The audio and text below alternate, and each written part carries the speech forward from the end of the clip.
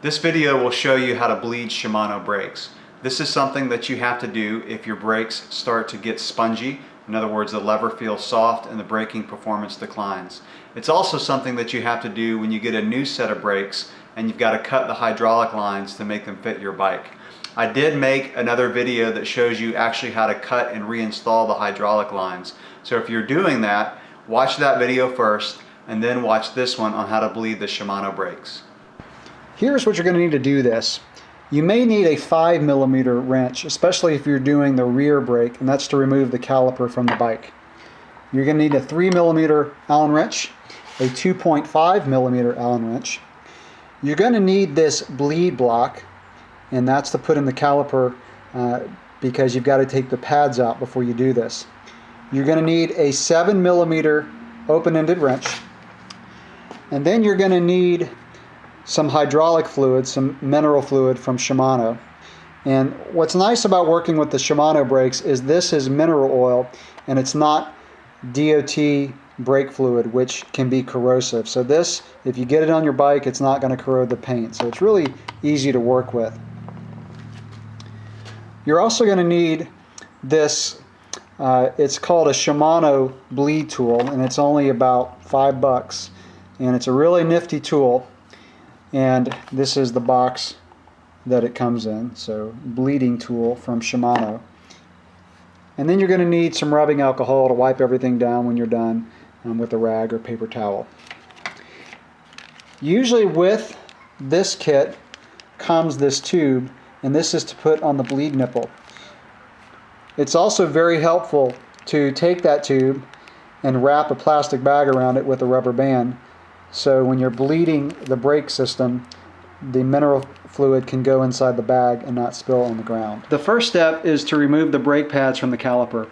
And you will most likely get a little mineral oil on the caliper. And if you ever get mineral oil on the pads, it will ruin them and they have to be replaced. So take your 3mm Allen wrench, remove this bolt. And I already removed it, but there's usually a little retaining clip on the end of this that you need to pull off before you unthread the bolt. So pull that out. You're going to pull out the pads. Make sure you set them aside in a place where you won't spill any mineral oil during this process. And then you have to put the bleed block in because we're going to be squeezing the brake lever, and you cannot have those pistons freely move. They have to be able to squeeze down on that bleed block. And that way they don't get stuck. So I've got the bleed block in place, and I'm going to take my bolt and just, you don't have to tighten it all the way, just enough to hold that bleed block in place. And now you want to rotate your lever up so it's parallel with the ground, and you may need to loosen that with a 4mm Allen wrench to do that. So I've got this pretty parallel. And now I'm going to take my 2.5mm Allen wrench and loosen this bleed port screw right here. So I'm going to just take this off, and now we're going to install the bleeding tool. And this has a little base so you can set it on a workbench or on the ground. It also has this little plunger so that you can have mineral oil inside and not have it coming out when you install it or remove it. This will just thread onto this bleed port.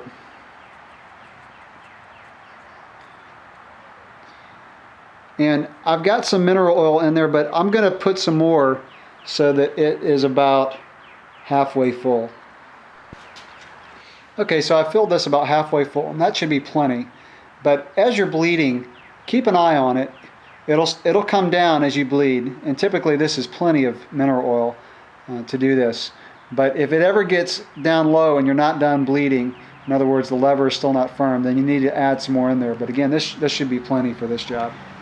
Okay, now that I've got the mineral oil inside this bleed tool, remove this plunger so that the mineral oil can go down inside the brake system.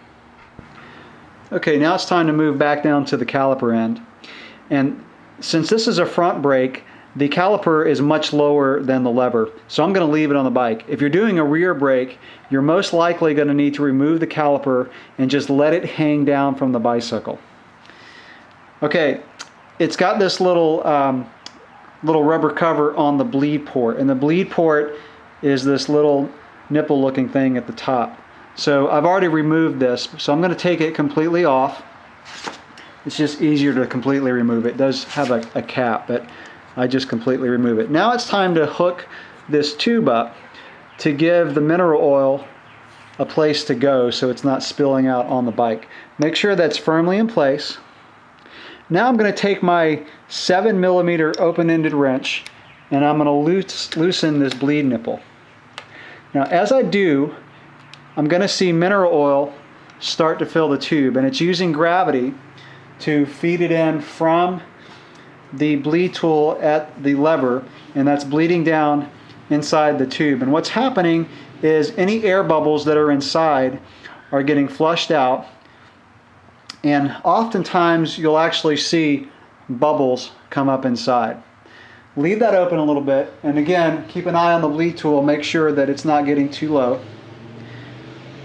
And now I'm going to close it off, and I'm going to check the lever. Okay, this lever feels firm.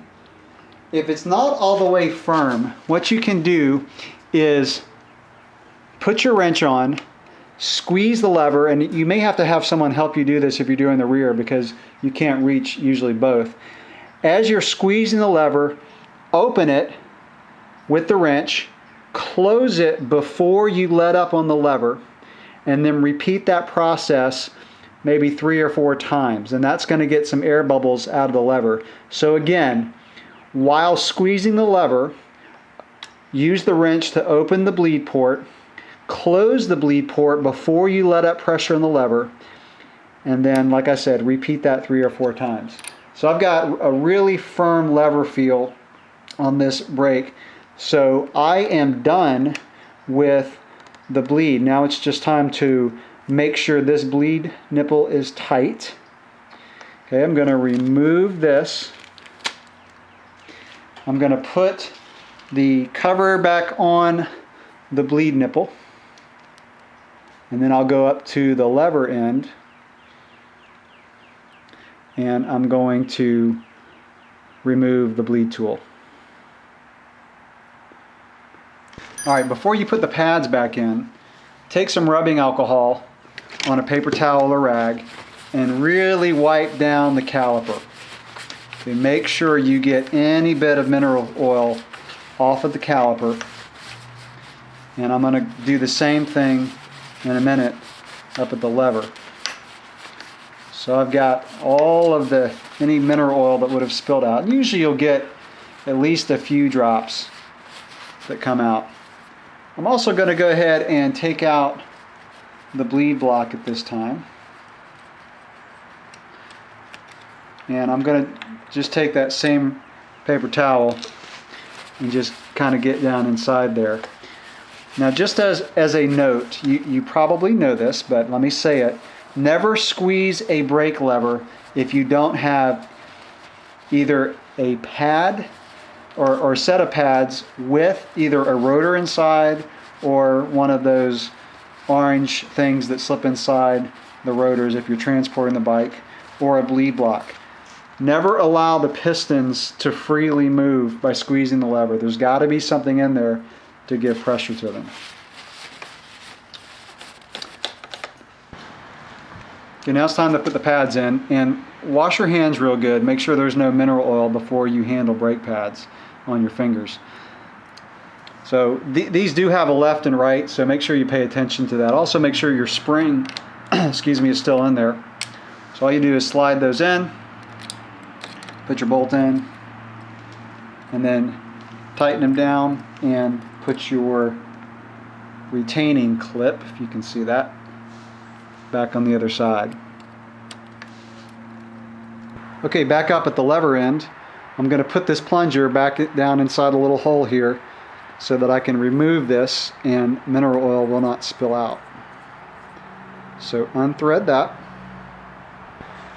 before you put the screw back in the bleed port, take your mineral oil and just put a couple drops inside the hole so you see it kind of level with the surface there. And that makes sure that that reservoir is totally full before we put the bolt back on. Okay, now it's time to just put this screw back in the bleed port. And because that reservoir is totally full, you'll probably get just a little bit spillover, but that's okay. And take your 2.5 millimeter wrench, tighten this down, probably about 4 or 5 Newton meters. That's all you need. And now we want to wipe everything off with a rag and make sure everything's clean up here. Just take your paper towel or rag with rubbing alcohol and make sure everything's clean. Now again, I had this towel on here just to make it easier to see this, but it's probably not a bad idea to cover if you have foam grips or really any kind of grip with a rag or paper towel so that you don't get any mineral oil on there, because that could make your grips really slippery and it's really hard to get the mineral oil out of anything like a foam or even a rubber grip. Okay, that's it.